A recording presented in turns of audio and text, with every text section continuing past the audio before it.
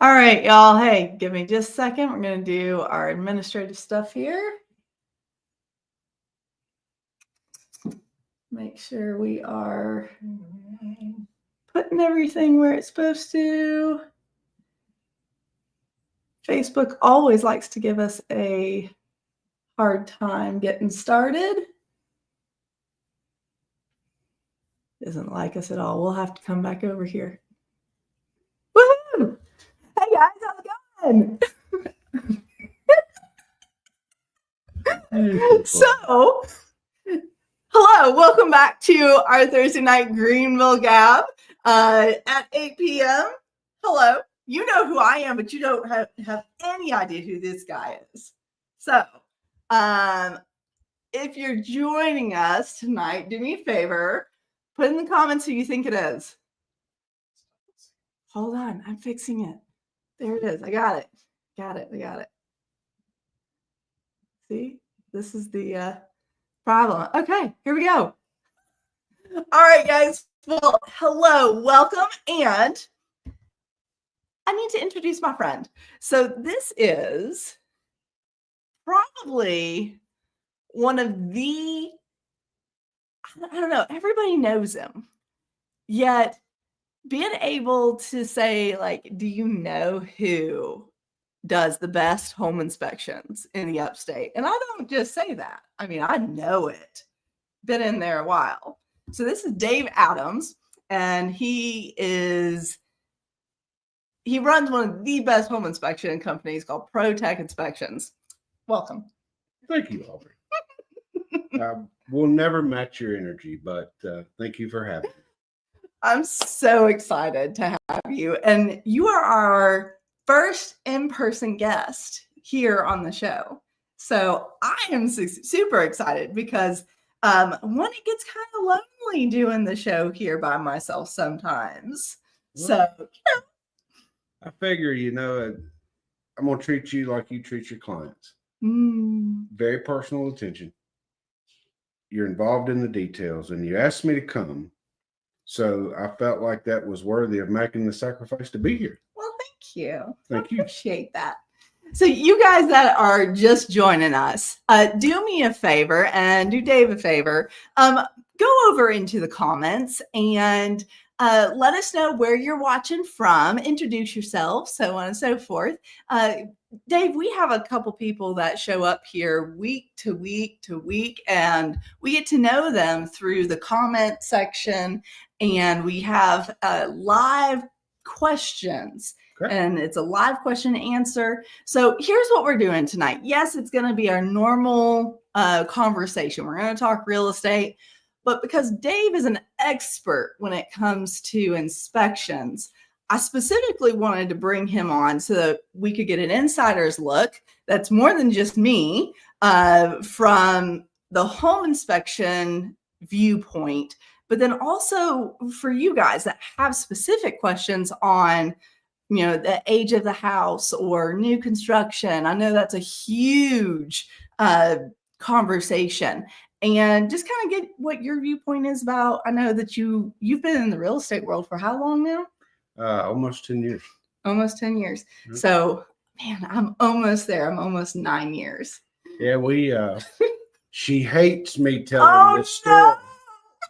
But I'm going to tell it, and it's important. So the first time I ever met Aubree was in 2016. She's brand new real estate agent. I was a baby realtor. And it was so funny because the client had hired me, and against her advice at the moment, I think.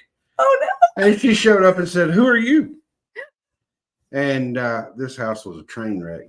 So much so that I was outside talking with the clients going, look, back when you did all the home inspections. Yeah, I said, if you don't want me to inspect this house, I won't charge you. Here's the things I see right off the bat.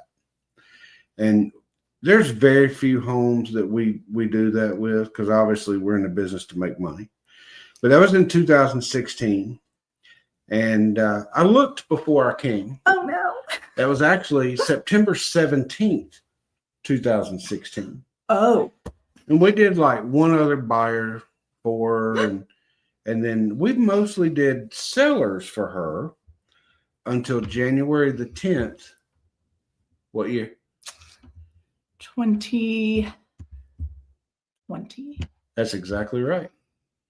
So we're entering our 5th year together. And of course, clients get to choose who their home inspector is. Mm-hmm. And we recognize that. But I just want to say, even from afar for a long time, I watched you grow as a real estate agent. Oh, thank you. And having had the pleasure of working with her and her team for the last 5 years, it's amazing to see what she has done. And you guys see her energy every week, and that's not a show. That's how she is. And that same energy just transpires to what I think is a great client experience. Now, bear in mind, we work with 4,000 realtors in the upstate. Mm-hmm. And I never directly refer a realtor because there's no value in that for me. Mm-hmm. But I can tell you, if you're here watching this show, you do already have an interest in Aubree, and what you see is what you get. And I'm certainly very proud to be affiliated with her and her team. Thank you. And You're welcome. I mean, how we got to you, like we had a different home inspector. So I was part of a team, and we ended up in a situation where it's really important that the home inspector on a transaction, like for the house, they back you up. And the inspector on the deal that we had go sideways didn't back me up. And it ended up in a that battle's still going on. It's still not closed out. Well, and as I recall, the very unfortunate part of that was that it was a friend of yours. It was. And and I think one of the things, and you've commented on this privately, is the home inspector is an independent third party. Mm-hmm. And some realtors don't like when we say this, Mm-hmm. but we don't care if you buy the house or not. That's not our deal. We're there to educate you. We're not there to scare you. We're there to educate you and do a good job. And of course, there's limitations, but when you have a real estate agent that understands what that comment truly means, mm-hmm. then you have a team of people working in your best interest. And when Aubree's talking about backing up, we will back her up with what we did, but we do that through doing good work. Yeah. And not giving a soft report and then supporting the client after the fact. Right. If the house is bad, we're going to tell you the house is bad. And having someone like Aubree that goes, this might not be the right house. Yeah. It's okay. You don't have to buy it. And, we just finished a nightmare of a home inspection project. Oh, my word. It was so bad. There was absolutely no reason for anyone to buy that house. And these buyers were set on getting that home. And there are ways that Aubree and our team had conversations with them to go, look, you don't have to buy this house. If you do, here is the real life ramifications of what's going to happen. Oh, yeah. And that open conversation, not filtered, not censored, and partnering with our client, the buyer, her client, who's also the buyer, but giving them that total 360 view, they know exactly the mess they bought. They do. Well, Dave, we're going to go over here. Let's see here. We've got John from New Jersey. How's it going? Ready for your third winter storm in a week? That's insane. Can you hurry up and just move to South Carolina? Thanks. John, and I noticed last week, I told Aubree I was watching to see kind of what her flow was. And I understand you have a dog, and Aubree mentioned the name of that dog last week. And I think that's so cool to see. Let's see here. Hey, from Pittsburgh. Look at that. I've never been to Pittsburgh. We got Eric. Eric, you're in Gaffney now, right? Not in Spartanburg. Eric sometimes is in Spartanburg. And then looks like we've got Oh, we've got 4 past clients of yours too showing up. Awesome. Let's see here. John, I'm going to come back to your, he's a Burmese mountain dog. Yeah, I heard that last week because you couldn't remember. I couldn't. I just knew he was big. Let's see here. Brian, hello. How's it going? Lynn used to be my neighbor. She lived back behind me, but she did your home inspection. You did her home inspection. Good deal. Well, I hope you were very happy, Lynn. And if not, call me tomorrow. Let's not post that on here. She built an SK house. Okay. Greece. Yep. And then, okay, so we're going to go back and we're going to look at John. John's really good at asking questions. So, have you ever done a home inspection on an American Homes place? I don't know. Well, in fact, yes, I do. I just remembered one. Sure. So, John, let's dissect your question a little bit. The home inspections for a builder, like America's Home Place, go better than general new construction or older homes. So the real question in there is new construction, right? I will tell you point blank, if you look at a 1940s, 1950s, 1960s home, you're getting real dimensional lumber, which means that 2x4 is exactly that. 2x4. A 2x4. Yep. In your new builds, they're 1.5 by 3.5. Some builders are using really great quality lumber, and then we see some that, it could probably use a little work. But it's not specific to any one builder. So Aubree just mentioned SK. The other popular builders here in this area are Ryan Homes, Dan Ryan Builders, Meritage Homes, Trust, Lennar, D.R. Horton, Eastwood, Enchanted, Rosewood, which I think is now part of somebody else. Yeah. Crescent used to be somebody, but they're now Dream Finders, I think. John, the big thing is it doesn't matter who the builder is that you go to. So first of all, if you go online, every one of those names we just mentioned is going to have a ton of negative reviews. Yes. And that's because people go to the internet behind the anonymity that it offers to make bad reviews. Pure and simple. What it really boils down to, all these guys are using the same subs. The same crews are going builder to builder based on the availability and who's got the most work at that point. So what it boils down to is who your project manager is for that builder. And they too go between builders a good bit. They hop.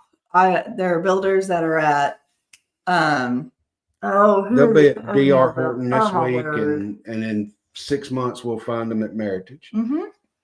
And then DR will be short or somebody will leave. They'll offer them more money to come back. Oh, yeah. It happens all the time. But it really boils down to that project manager. You need a project manager that's walking that neighborhood and in those homes and holding his subs accountable. That is your link to that builder. Very few of those guys, although very few of those guys are actually licensed builders. So they're more of a project manager, meaning they've got a pretty little Gantt chart of when the plumber's coming, when the electrician's coming, when the installation guy's coming, and they're managing that chart. But the longer that they do it, the more they learn about the trades. And if you get a guy that's been actively walking his neighborhoods and working with the trades, he'll know what's right just by looking at it very, very quickly. One of the local builders, and I'm not going to call them out, but they have a great program that's an 18-month training program for a construction manager. Even if they've been at another builder doing it for 10 years, they don't get their own neighborhood until they go through that company's program for 18 months. Tell me who that is. They're one of the easier builders to work with. And then, you can follow different homes in those neighborhoods. And we always find out who the project manager is because we try to take all the work off of the client and the real estate agent. because we have certain questions we ask before we do like pre-drywall or finals. Well, and there's multiple, that's the thing too. And I want to make sure, John, that you know this is that for new construction, there's multiple inspections that they do. It's not just one big home inspection. You have the pre-drywall, then you've got your final, right? Yeah, and we also encourage an 11-month warranty. So we used to do a pre-pour for the foundation. But because of the seismic region we're in, the builders can, instead of putting rebar and mesh in a slab foundation, can use a different slump rating with some reinforcement material. But it requires an engineer letter be on file with the county codes department. Did not know that. Every new builder in Greenville has that on file with the county. So if we go out and do a pre-pour, it's honest to God the closest legal way to take your money without stealing it out of your pocket. There's just no value there. Okay. So we don't recommend pre-pours because you can't see anything. Yeah. You got gravel underneath a heavy vapor barrier. That's all you can see, and the forms are there. Yeah.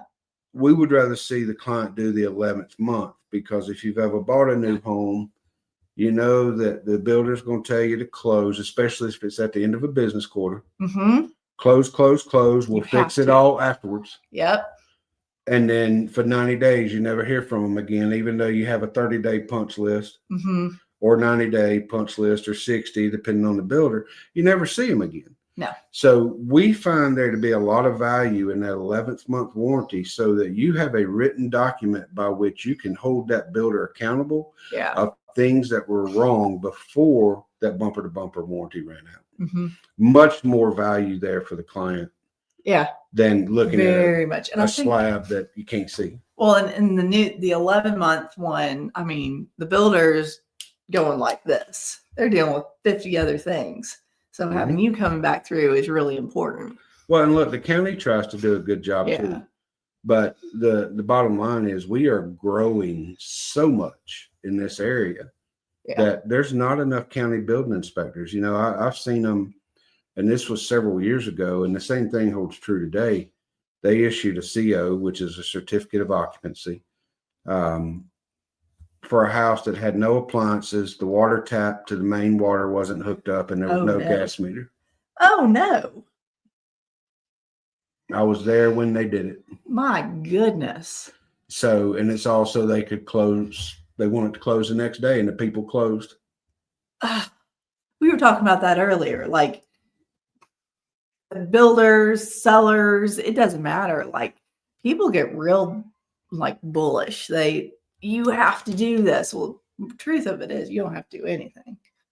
Very true. The worst case in this particular house I'm talking about, the builder leveraged the fact that they knew they were living in their in-laws' basement and they had 3 kids.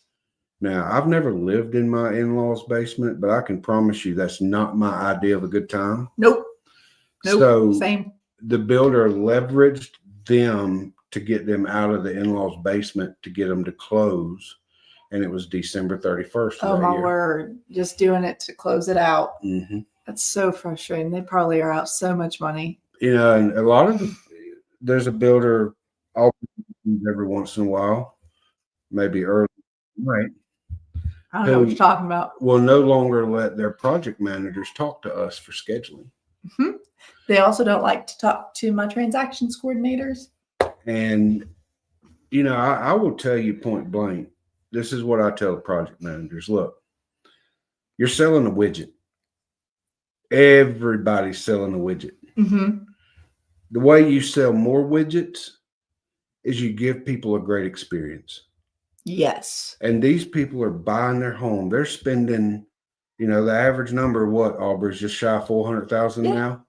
About 380, 400. You're spending, for round numbers, $400,000 for a production home. That just 4 or 5 years ago was almost custom in that price point. At 500, it absolutely was. Yeah.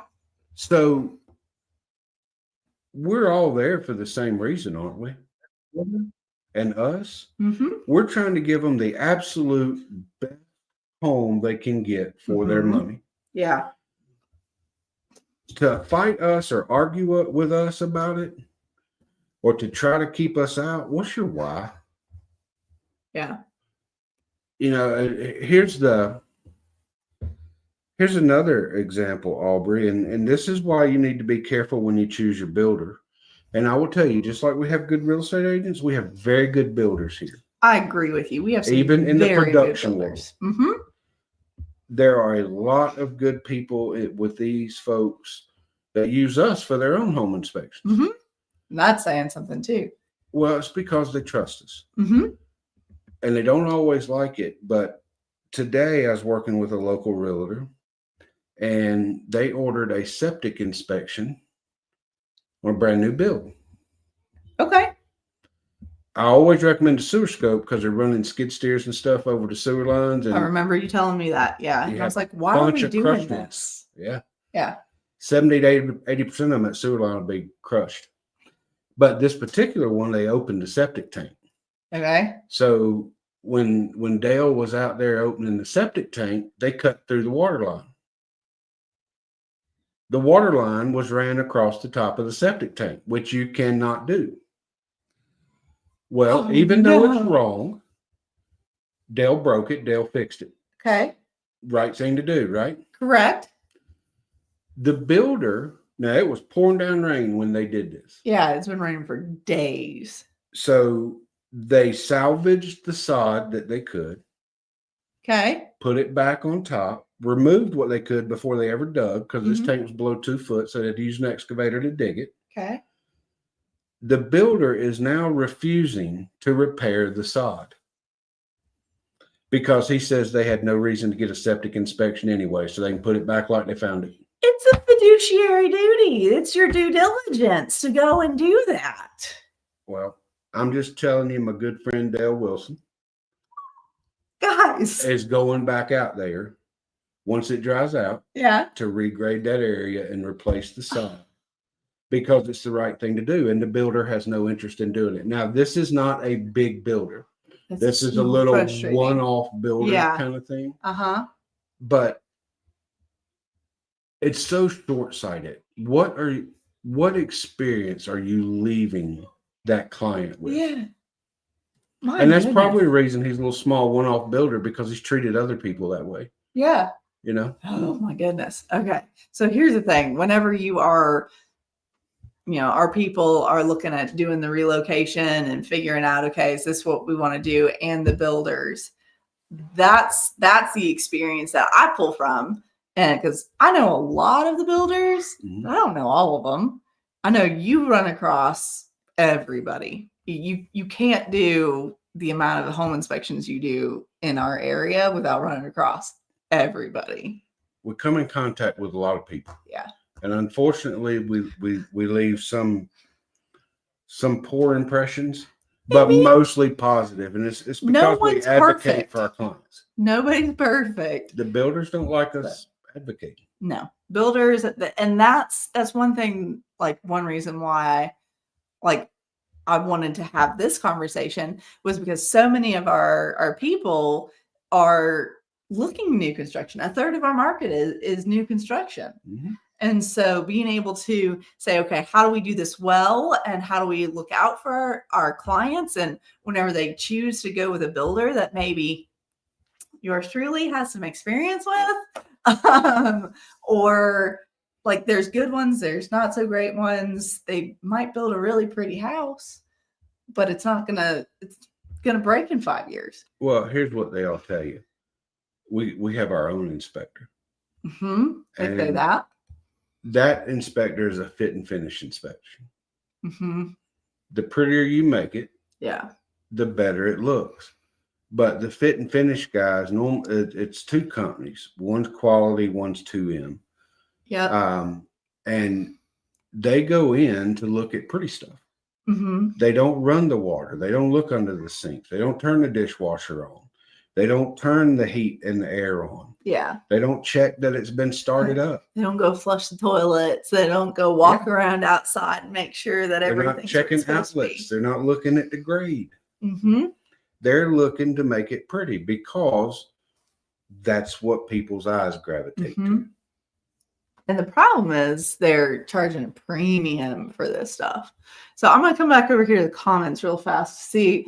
Let's now, talk about cadence. Yeah. Caden's got a good question or three here. So jumping into the weeds. Boiling Springs follows Spartanburg County building codes. Let's see here, 2021 International One Dwelling. I was told that make-up air systems are not enforced. My builder told me this. So, Caden, I want to ask you a couple of questions around, because the last thing I want to do is give bad information. So, Caden, if you're listening, post a comment, because I got a question for you. Yeah, a little bit of a delay, but Okay. we'll watch for him, because he also says, if false, how do I get them? Let's do this one. He says, if false, how do I make them put in a makeup air system without me paying for all of it? And I will pay extra for the motorized version. So he's here. Yeah, and I see you said yep. So good deal, Caden. So I want to start out. I'm going to give you the question that I want the answer to. And then while you're doing that, since there's a little bit of delay, I'll give you some typing, or I'll give you some information while you're typing. So, Caden, how are you defining makeup air systems? And I say that because there are different ways of defining it. So tell me exactly what you define and what you believe to be a makeup air system. Now, if the builder told you that Spartanburg County is on 2021 International Residential Code, let me go ahead and tell you, first and foremost, he's already wrong.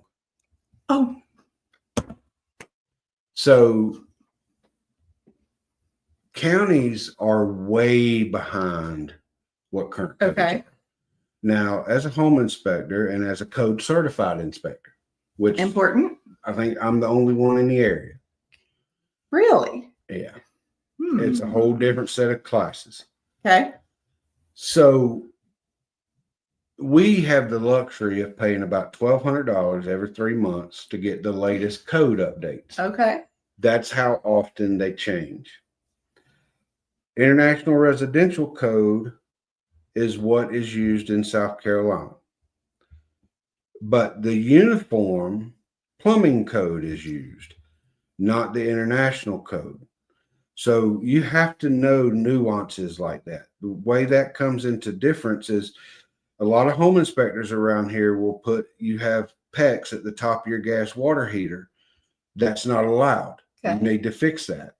That's true in states where they use the international plumbing code. It's not true in states where they use uniform plumbing code. So you have to know that stuff. You have to know that stuff. All right. So you Googled the info regarding Spartanburg. Well, if you Google me, I'm a French model. So South Carolina as a state is now on 2021. Spartanburg and Greenville are the two more progressive counties. Most of the homes that are being built right now were permitted under the 2018 building code. Oh. Because counties have just recently gone to 2021. Okay. So the permits were pulled for a lot of these neighborhoods much prior to what you're actually seeing built. Yeah. Oh, yes. So they're being built right now to a 2018 standard. So you have to know that. And then if you go to the more rural counties, like Lawrence or Pickens or Oconee, they often lag behind even more than that. And I'm not going to call out the county, but there is one county here that the 2008 building code is still the standard, to the point that you can still have gray water discharge in that county at the back of your property. Not black water, but gray water. So you have to know a lot of that stuff. No. All right. So when you're talking about a 1,200 cubic foot vent hood plus a 48-inch gas range in the kitchen. So thank you for that, Caden. The home inspectors are looking for do things work to perform their intended function. We're not going to test cubic flow per minute.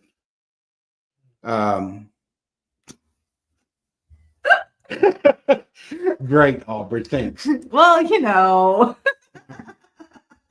The cubic flow per minute is something that no home inspector is going to check. The thing that you need to realize about a home inspector, and this is hard for some people to grasp, we check what we can see. We're not taking things apart. We're doing a visual inspection that is not technically exhaustive. Mm-hmm. And we do representative samples. That's what the state standards of practice is. Now, the state standard of practice does allow us to go beyond that. Okay.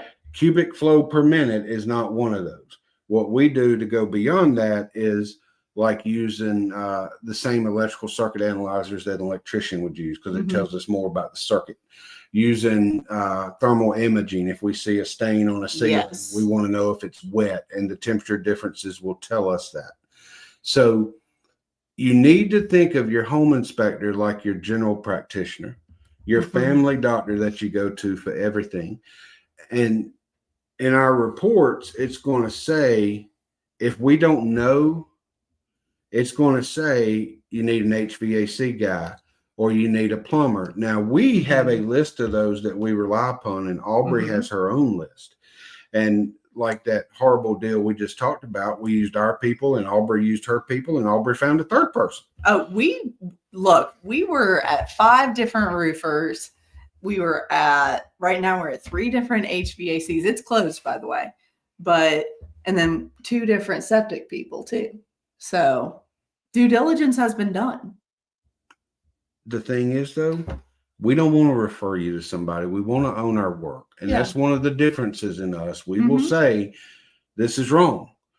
Every home inspector will tell you they don't inspect the code. Right? Right. Well, if you don't know what code is, how in the hell do you know what's wrong? That is a great, thing, because and I have people too that they go, well, this isn't up to code. I was like, how do you know it's not up to code? And you tell me how you know, and they don't know. And then or somebody's buying a house and they're like, or I'm on the flip side and somebody comes and says, it's not up to code. I'm like, well, what's the code? So I don't know. I've got lots of feelings about that. Yeah. But anytime you've ever come to us and said, oh, you always answer my question. I give you the reference. I give you the code reference, and it's applicable to that county for the version of code that they have. Yep. And that's another thing, is you guys are looking at that are looking to move down here. You need to understand, you can't inspect a house built in 1968 by the standards for 2024. No. So we get a lot of feedback from people who go, well, you didn't call out the GFCI in this house. Well, no, because it's 1968 and it's never been updated. If it's never been updated, it shouldn't have GFCI. But if there's ever been a renovation on that house, the comment that we put in the reports is work may be unpermitted or unlicensed, because when you pull the proper permits to do that work, you have to update it to the then current code. Yeah. You've told me this before. Yeah. Because with these older houses, it's like they'll go in and they'll just put in the 3-prong outlet and make it look like it's done right, but it's not. It's called a bootleg ground. And that's why we use electrical circuit analyzers versus the $10 thing. Look, if you're hiring a home inspector that does your home inspection with the $10 GFCI tester that you can buy at Home Depot, you're hiring the wrong home inspector. Well, and I tell people too, I'm like, look, when you are looking at your house and you're not sure, everybody gets scared, especially when they're buying. Sure. And there's always a level of risk and fear there. I'm like, look, we need an audit of the house. And you go as detailed as we possibly can. And it's not meant to scare somebody. Now, we've had those conversations too. But sometimes people need to be scared. Sometimes they do. But I 100% very, agree. very few and far Why between. didn't we scare them more, Dave? First time I've ever been asked that. This is being recorded, right? Oh, because this is like home. This is like home inspector gold. When the realtor says, "Why didn't you scare them more?" Scare them more. I can almost get around anything in a report. Like when I talk to other realtors, they're like, it's their least favorite time whenever people are buying houses, and I go, why? Like, you're just going through, your major things. If you've got questions, have a really good rapport and respect with your inspector, pick up the phone and call them and let them go through it. Three-way them in with your client and go for it. Why'd you put this on the report? Tell me more. Here's the deal. And I think I've these numbers. So you go to some of these realtor Facebook groups and they'll blame the home inspector, the lender, or the appraiser for killing the deal. Oh, of course. But I've never seen a realtor once post, "You know what? I made a mistake. Can y'all help me? Here's the scenario." Yeah. So there's only one perfect man that's lived that I know of. And he wasn't a realtor. He was a carpenter. That's true. So we can all learn, and it's about talking. But the reason deals fall apart is because trust is lost. And it's normally trust between the buyer and the seller. Let's say the buyer's getting insurance from, State Farm, Allstate, Geico, whomever, doesn't matter. They're going to rate that policy based off a clue report, which is like a credit report for the insurance history of that house, if you're not familiar. Well, when that insurance comes back and says, "What do you know about a $50,000 water claim 5 years ago?" And then you go to the other agent, and you go, "What do you know about a $50,000 water claim 5 years ago?" "I don't know anything about it." Well, you need to ask your seller. Go do your homework. They don't put it on their seller's disclosure because if it's been fixed and remedied, they don't have to. Complete loss of trust. Yeah. The buyer then begins saying, "What else are they not telling me?" Yep. So I know as real estate agents, y'all aren't supposed to be involved with the seller's disclosure.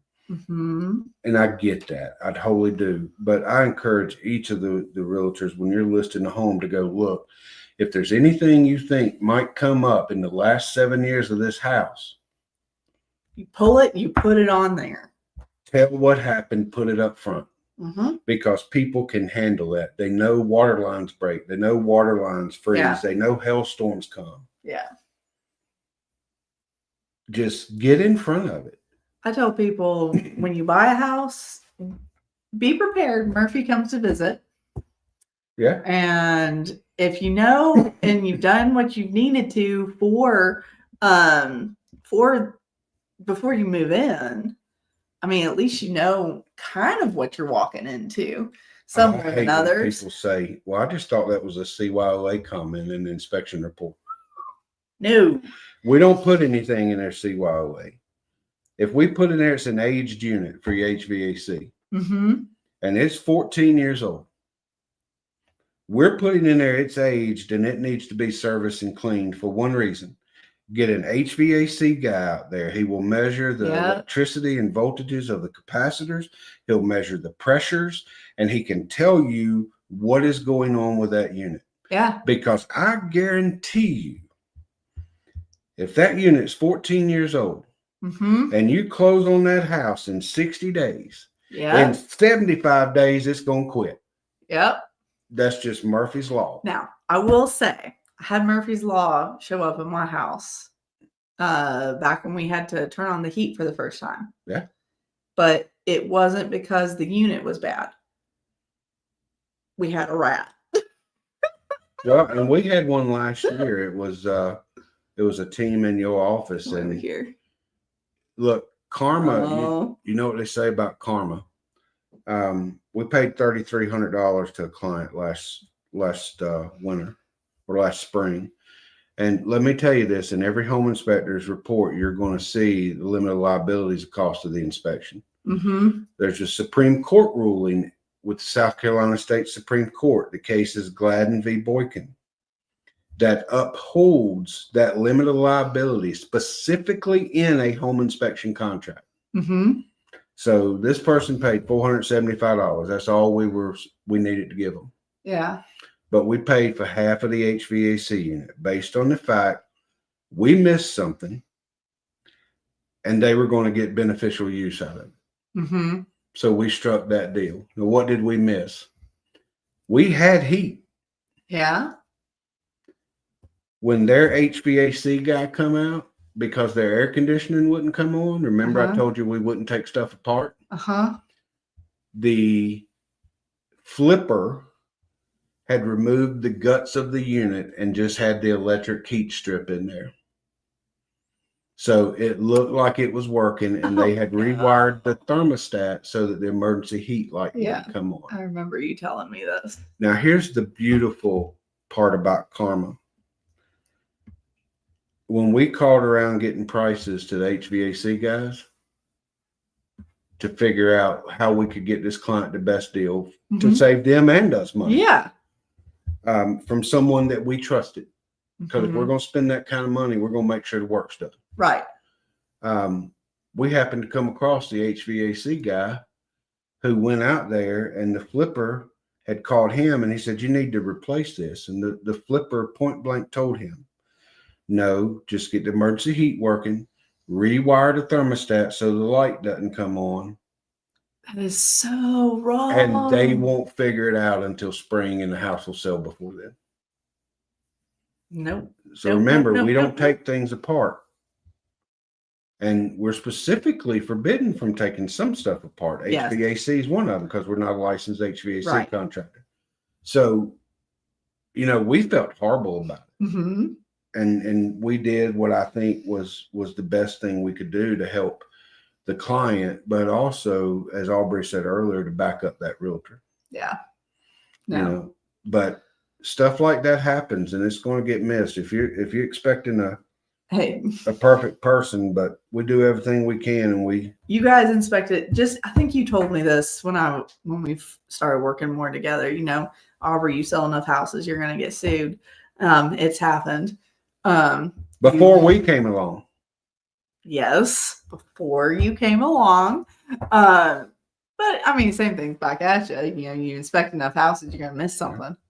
Well, we inspected. We did 4,004 home inspections last year. Hold on. You guys need to know that number. Wait, 4,004 home inspections, and there were about 14,500 homes that were sold just in the Greenville MLS. So let's take it a step further. Okay.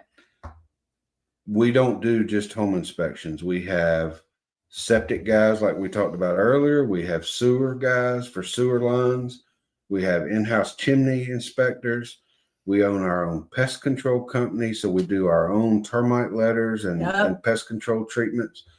Our total inspection count for last year was, I may be off a couple numbers or may have some dyslexia, but it was like 11,978 different inspections we performed. That's just insane.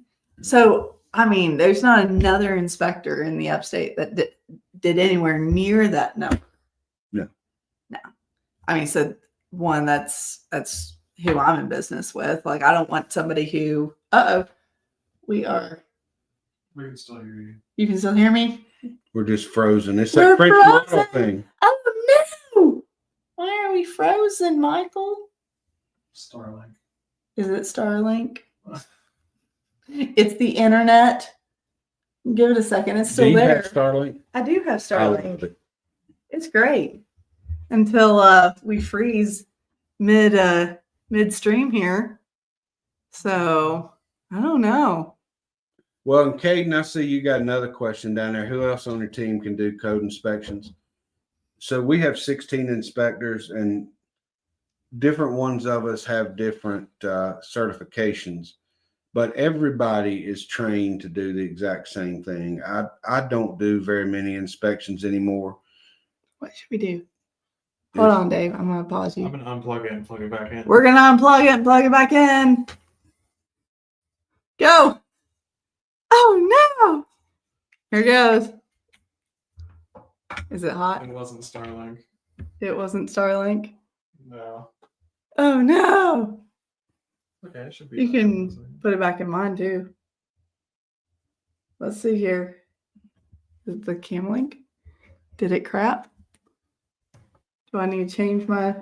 Do we need to switch to the? Hang on. Here Or No. over there? Do you just need to redo something? maybe Hit the settings. start the cam. No, it's the wrong camera. But hey, we have a camera. We do have a camera. Here we can Here we go. Well, you know what, guys? Here we are. Here, I'm gonna put this over. I'm too loud. So here, we'll finish it like this. It'll be fine. Technical difficulties. So, all right. So we've got a couple minutes left here.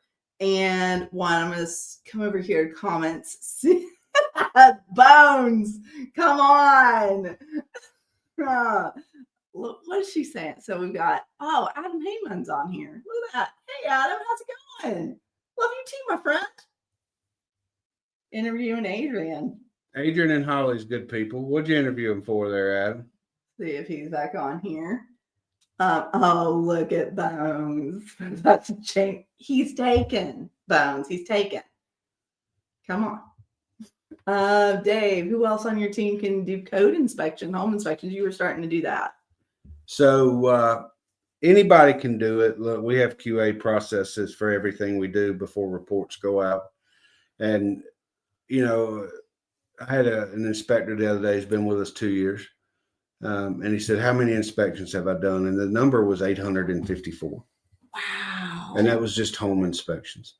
So I trust in my team. I don't do many inspections anymore. So any of our teams capable of doing anything that I'm able to do. Mm-hmm. And then we have experts on specific things that we use as subject matter experts in-house before we comment. Okay. Very good. All right, Bones. I got you. And yes, and then, John, we can do. Let's see, what does he say? You're from New Jersey. Mm-hmm. So if you're selling a house up there with a lot of equity and you're coming down here to build, there's a lot of folks that have done that. Some of them are able to pay cash down here. Mm-hmm. And we do draw inspections for them. Usually there's 5 to 10 different inspections before you release the money. So we can do that. We do draw inspections for commercial projects through banks. And if you're doing a residential loan and it's draw inspections, normally the bank will have their own inspector, but we could supplement that with a third party. There you go. Okay, so we've got a couple minutes left here, and we'll wrap her up. So let's go away from inspections for a second. Okay. You have seen just the real estate market change over years. Right now, what is your take on what's happening in the real estate world? From a home inspector, like what are you seeing? Prices or way people are acting or anything like that? So I think that's a little bit of a loaded question. Ooh, didn't mean for it to be too loaded. And here's why. We are so fortunate in the upstate. Our economy does not reflect the rest of the country's economy. 110%. So gangbuster growth, good jobs, good paying jobs. Now, if you're from New Jersey, you're going to get paid less. That's what brings the accent on. When your pay goes down, you start talking funny.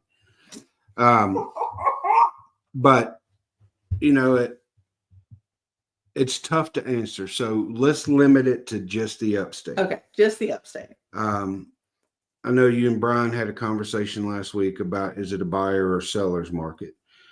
I think on the very, very low end of the scale, it is 100% a seller's market because there's just not that many homes that come up 250 and below. Right. And a lot of the ones that do are mobile homes. And that's a great entry point for a first-time home buyer.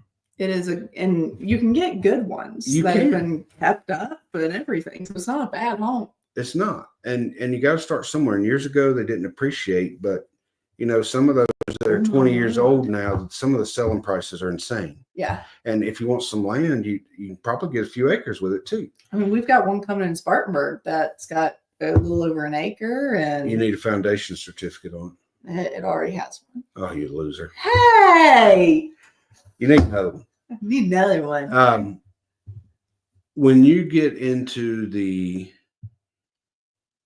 I'd say probably 3 to 5 or 3 to 600 range, it changes. Okay. And I think it changes based on zip code. Mm-hmm. I agree. There are some areas that there just is not enough inventory. Mm-hmm. And that's where a lot of the builders are trying to get, but because of what the land is costing in those areas, those homes aren't attainable for some people. Mm-hmm. When you get 600,000 and above, believe it or not, there's a lot of multiple offers right now. Yeah.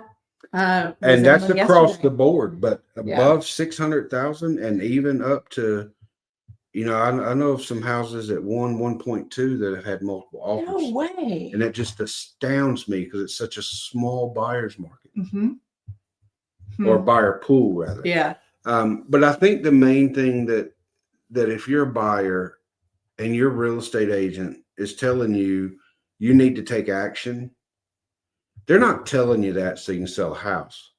They're telling you that because you need to get out there and look at it, and you need to write a competitive offer. Yes. And a competitive offer is not tens of thousands below what the asking price is. It may be if they've overpriced it, but the market will tell them that, and you won't go see it because you'll think it's overpriced.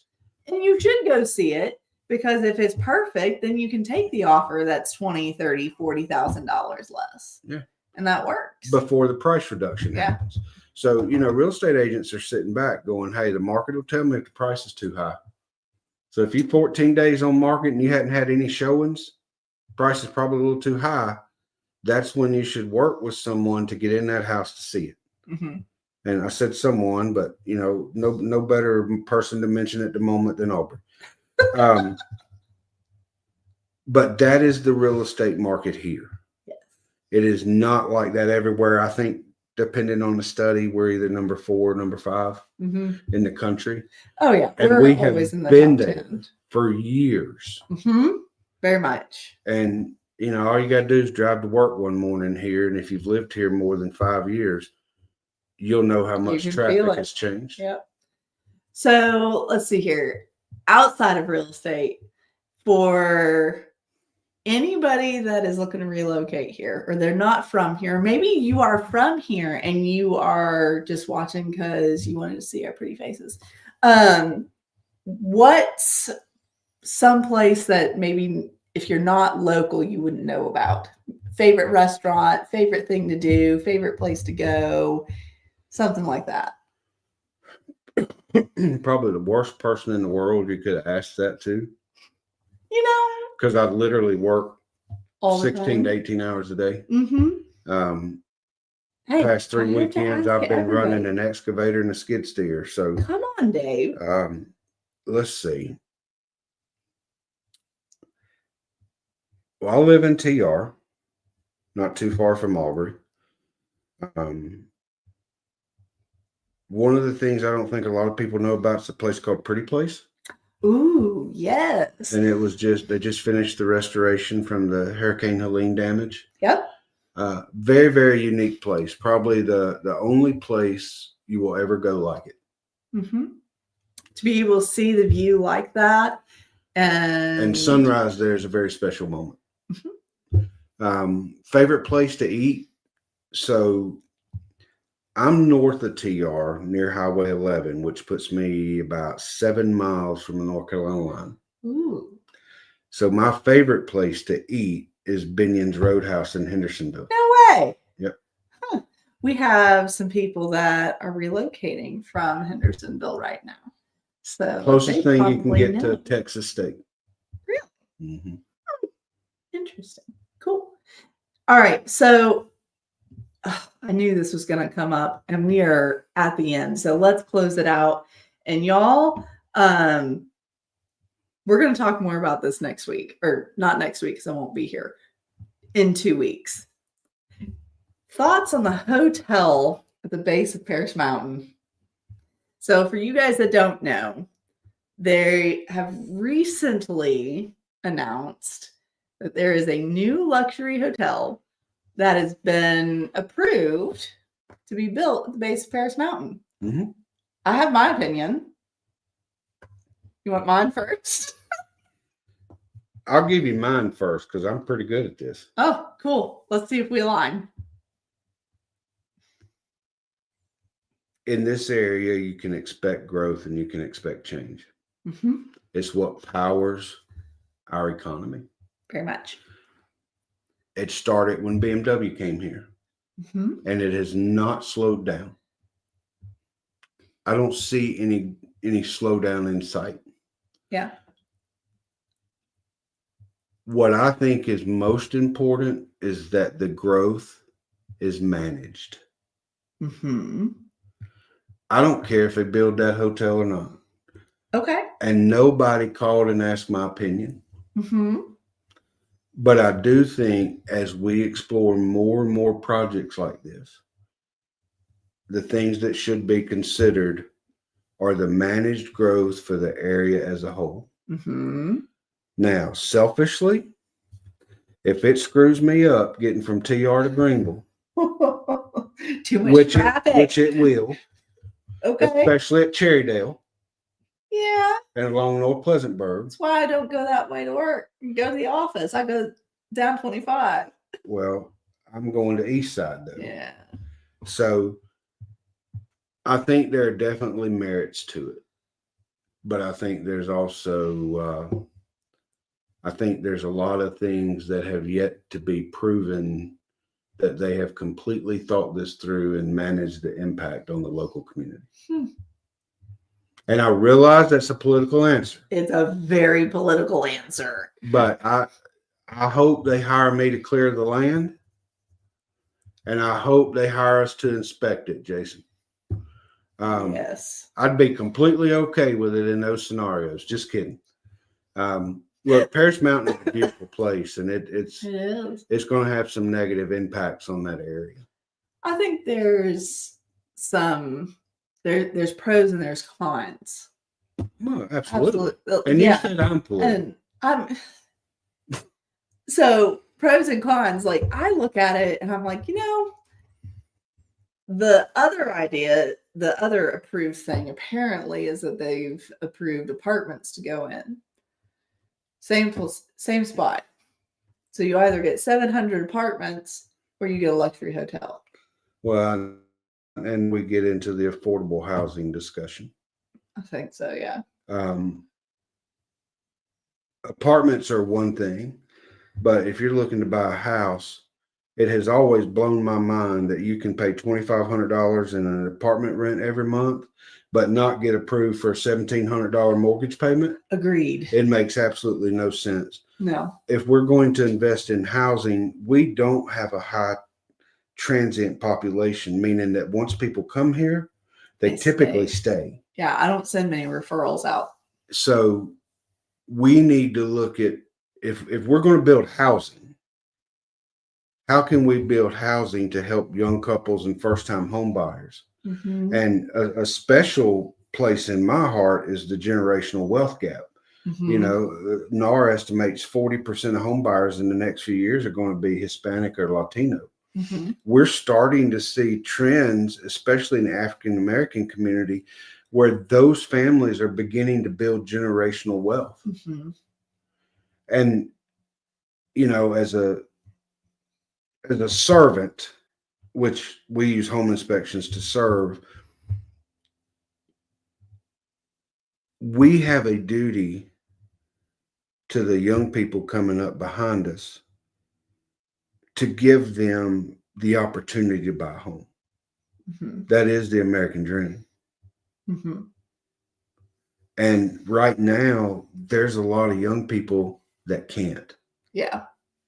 So I think it's a tremendous opportunity. If you're going to make an investment of that size in that land, don't put dang apartments on No. it. Help the economy by putting this fancy ass motel. Or why couldn't we do something for affordable housing? Yeah. Why can't we help young people excel? And that's one of the hardest things too, is even so a couple years ago, more than a couple years ago, back before COVID really hit, we had builders coming and saying, what kind of housing do you need? Mm-hmm. And I remember those conversations, and we said affordable. We need stuff for our first time home buyers. And then they came and they started building all those dang townhomes, and they're cheap. Mm-hmm. Well, and there's a ton of build to rent stuff coming in this area. There is. And that's affecting housing availability as well. But, I told somebody 5 years ago, if you can figure out how to build a 2-bedroom, 2-bath house for less than $200,000, there it is, and a 3-bedroom, 1.5 or 2-bath house for less than $250,000, you will have orders beyond what you're capable of building in your lifetime. Mm-hmm. The problem is the land to put it on and the material and labor cost. Yeah. And when you take up the amount of land with a project like that, and you've talked about it before, 5-10 years ago, you could buy an acre of land in TR for $10,000. $10,000-$12,000. Yeah. Right now, 40. I was going to say 50 to 80, depending Probably on where it's at. it's more. The last time I really ran comps on it was 40, but it wouldn't surprise me if it was higher. So when you look at that, if you're having to spend $80,000 per acre, and look, these builders will go out there and buy 20 acres and never shake a stick at it. Uh-huh. Doesn't bother them. Yeah. And they're going to split it up into 0.17, 0.18 acre lots. And that lot then did cost them $12,000. Mm-hmm. They have the finances to be able to do that. Yeah. Not the regular person, though. Not the regular person, and not the person who's interested in building affordable housing. No. And of course, then you have the new land use thing here in Greenville County with a septic tank. Oh, we haven't even talked about that. Well, and I'm just giving you topics for later. Okay. We're going to have to talk about that in a couple of weeks, y'all, and remind me, because you guys asked me good questions. So we'll talk about the hotel again in 2 weeks. I'll give you more information because we'll know more information. I'll tell you about the septic tank thing that Dave just opened the can of worms on. And we'll come with more information about that. So I want to leave them tonight with is there anything that you want to tell our people? Because you help ProTech does home inspections for, I would say, 99% of all of our clients. There's one or two out there that they have somebody specific they want to use. So, well, and I see that as a problem because I think every home inspection done we should do, but I realize that's not a realistic goal. I said 99.9. I think if I want to leave you with any thought, it's not even about home inspections. Mm-hmm. It's about the fact of who we are. We donated quite a bit of money to Western North Carolina during Helene. I personally delivered tons of hay, went to Michigan and got some. Mm-hmm. Drove myself, my company paid the bill for that. Home inspections are merely a tool. Mm-hmm. We're not your average home inspector. We're going to do what's right, not what's easy. We're going to trust in our team and we're going to treat you right. But the whole goal of our company is to serve others. We don't have a ton of profit. Mm-hmm. I live in a camper, have for years, because I tell people what's wrong with their houses all day. The last thing I want to do is fool with mine. But home inspections are just the way we do stuff to do good in the world. And that's who we are, and that's who our hearts are.